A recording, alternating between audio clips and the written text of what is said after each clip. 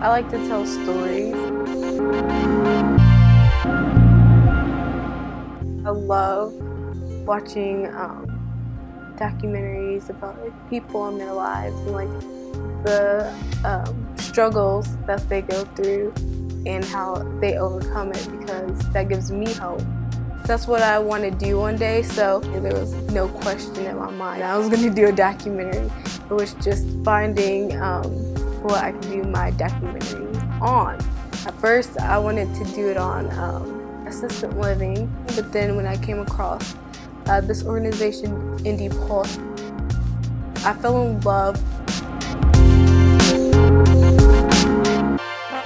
On a shoot at WFYI, I ran into Lauren Hall, who is one of the founders. We started talking, and the fact that they were teaching students like the craft of this, like middle school. And so when I met them and found out that they were like school teachers, but they were trying to bring like creative writing into the mix, that was really amazing, because I think that more children need opportunities like this. When they speak through their poems, it's actually shocking. I had seen some of the performances and my jaw dropped.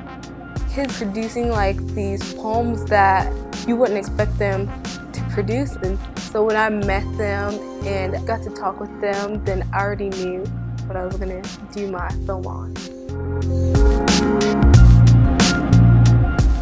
The funny thing is, I had reached out to the organization before, but I wasn't hearing anything back from them. So I was like, either I can just not do this and move on and find something else to do my film on, or I can be persistent. I had called them, no one answered.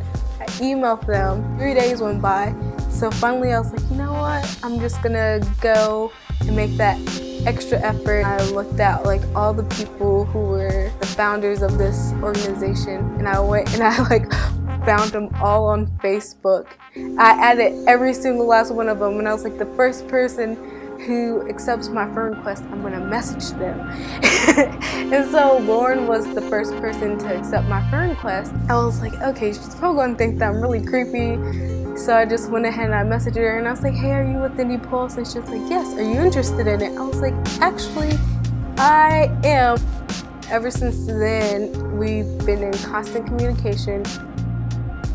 I wouldn't say it's a lot of work, but it kind of was, because it is hard filming kids a lot, because when they see a camera, they go crazy. It wasn't a hard process, but it was a process. Lauren, she was actually very helpful. Me and her, we met twice before I even started the production, and I was just like, you know, to make things easier for me, I need to know what your vision is for this, because I don't want to show her organization in a way that wasn't how it really was. She was super excited, I was super excited, and the fact that like she'll still send me emails like checking up on me, seeing how the process is going, and tell me how excited she is and she can't wait. And so then that just makes me more excited, and it encourages me to like keep on going.